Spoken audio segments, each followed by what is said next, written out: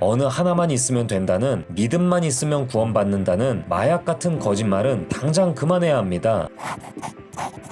대부분의 교회에서 자주 듣는 말이 있습니다. 구원은 우리의 노력으로 받는 것이 아닙니다. 오직 예수 그리스도를 믿음으로 받는 것입니다. 오직 믿기만 하면 구원받습니다. 대체로 이런 말입니다. 어떻습니까? 참 쉽죠? 들어보면 굉장히 쉬워 보입니다. 그런데 과연 그럴까요? 믿음만 있으면 될까요? 이런 말은 상당히 달콤하고 부드럽고 마음이 편해지고 부담이 적습니다. 그러나 세상도 팩트체크를 하듯이 이런 말도 성경을 통해 검증해 봐야 합니다. 신약 사도행전에도 보면 간절한 마음으로 말씀을 받되 그 말씀이 정말 그러한가 성경으로 상세히 참고하고 검토하라고 합니다. 독이 든 음식이 몸을 상하게 하듯 잘못된 교리는 사람의 정신에 치명적이기 때문입니다. 믿음 분명히 중요합니다. 그러나 성경에는 믿음 외에도 중요한 것이 많은데 오직 그것만 강조하는 것은 상당히 위험합니다. 옛날에 동네에 왔던 약장수가 생각납니다. 약장수가 무슨 약을 팝니까? 만병통치약이죠. 이 약만 먹으면 모든 병이 낫는다고 합니다. 요즘도 팝니까? 지식과 과학 수준의 발달로 이제 이런 말은 농담으로 듣죠. 이제 초등학생도 안 믿습니다. 그런데 비슷한 일은 여전히 있습니다. 검증되지 않은 건강 방송 프로그램에 자주 나오는 레퍼토리입니다. 고구마만 먹었더니 병이 나았다. 매실만 먹었더니 좋아졌다. 이런 식으로 말입니다. 정말 위험한 발상입니다. 상식적으로 건강한 몸을 위해서는 무엇이 필요할까요? 적절한 영양 섭취, 때로는 공복 상태 유지, 적당한 운동, 햇빛도 쐬고 개인위생 철저히 하고 스트레스를 풀고 좋은 마음을 유지하기, 불의의 사고 예방 등등 정말 많습니다. 이런 모든 행동의 종합 결과물로 좋은 건강을 얻는 것입니다. 어느 하나만 부족해도 건강을 보장하기 어렵습니다. 참고로 여기는 건강 채널이 아닙니다.